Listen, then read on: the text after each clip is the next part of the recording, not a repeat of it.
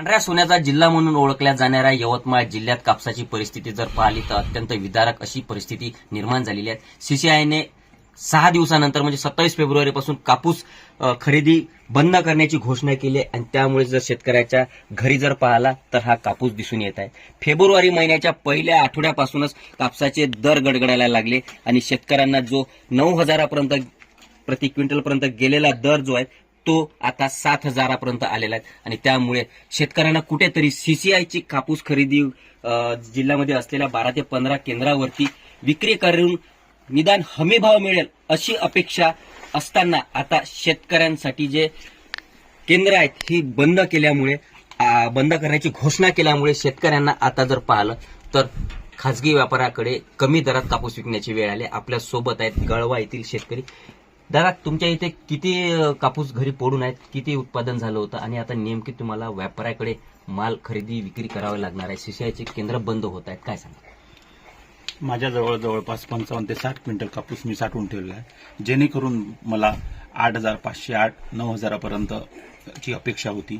परंतु आता सीसीआयचीच खरेदी बंद पडण्याची वेळ आलेली आहे. तरी आता मला कापूस आता प्रायव्हेटमध्ये द्यावा लागणार आहे, एकदम कमी भावाने 74, 75, 76 अशा भावाने ते मागणी करत आहे.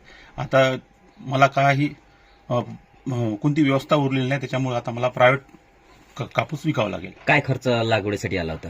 जवळपास मला एकरी 10,000 ते 15,000 रुपये पूर्ण खर्च आला होता. त्या तुलनेत भाव आता काय मिळत आहे?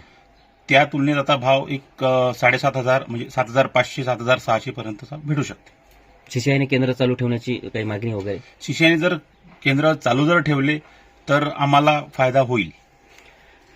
निश्चितच आपण जर पाहिलं तर सीसीआयने अचानक 28-27 फेब्रुवारीपर्यंत खरेदी करणार आहेत आणि त्यानंतर केंद्र बंद करण्याची घोषणा केली. त्यामुळे जिल्ह्यात जवळपास जर पाहिलं तर यवतमाळ जिल्ह्यात 35 ते 36 लाख क्विंटल कापसाचं उत्पादन होते.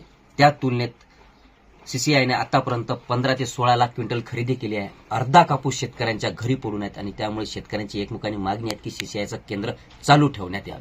निलेश फाळके, एबीपी माझा, यवतमाळ. एबीपी माझा, उघडा डोळे बघा नीट.